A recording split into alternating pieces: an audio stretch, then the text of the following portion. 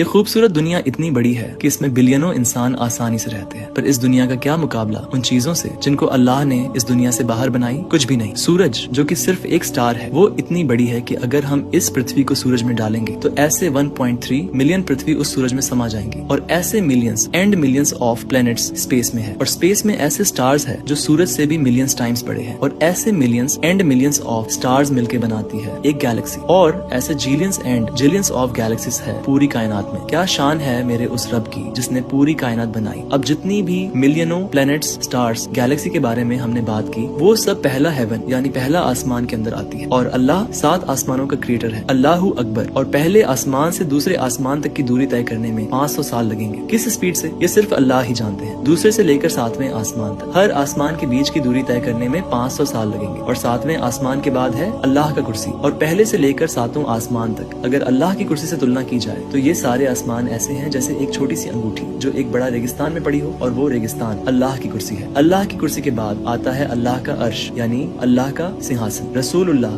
صلی اللہ علیہ وسلم نے ارشاد فرمایا کہ اللہ کی کرسی عرش کے مقابلے میں ایسے ہے جیسے ایک معمولی سی انگوٹھی کسی بے انتہا ریگستان میں پڑی ہو۔ سوچو، وہ کرسی جس پر سارے آسمان ایک انگوٹھی کی طرح لگتے ہیں، وہ خود عرش کے سامنے کچھ بھی نہیں۔ پھر آتے ہیں وہ فرشتے جو اللہ کے عرش کو اٹھائے ہوئے ہیں، ان کے سر 7ویں آسمان میں ہوتے ہیں اور پاؤں سب سے نیچی زمین میں۔ پھر آتا ہے عرش کا مالک اللہ جو ہر چیز سے اونچا اور ہر حد سے پرے ہے۔ اللہ کی ذات کو نہ کوئی پوری طرح سمجھ سکتا ہے، نہ کوئی اس کا اندازہ لگا سکتا ہے۔ اس کی شان اتنی بڑی اور بے مثال ہے کہ انسان کی سوچ وہاں تک پہنچ ہی نہیں سکتی۔ وہ وہی ہے جو ہر چیز پر قادر ہے، سب کچھ جاننے والا ہے، اور جس کی مہانتا کی کوئی حد نہیں۔ اللہ اپنے عرش کے اوپر ہے لیکن اس سے کچھ بھی چھپا نہیں۔ زمین میں جو جاتا ہے، جو نکلتا ہے، آسمان سے جو گرتا ہے، جو اس میں پیدا ہوتا ہے، ہر چیز اللہ جانتا ہے۔ دنیا کی سب سے باریک بات بھی اس کے علم سے باہر نہیں۔ تو یہ مت سوچو کہ اللہ دور ہے، وہ قریب بھی ہے اور ہر حال سے خبردار بھی۔ رسول اللہ صلی اللہ علیہ وسلم نے فرمایا، جب اللہ نے مخلوقات کو پیدا کیا تو عرش پر ایک کتاب میں لکھا، بے شک میری رحمت میرے غضب پر غالب ہے۔ اگلا ایپیسوڈ جلد آ رہا ہے، اس سے پہلے ویڈیو کو شیئر کریں اور پیج کو فالو کرنا نہ بھولیں۔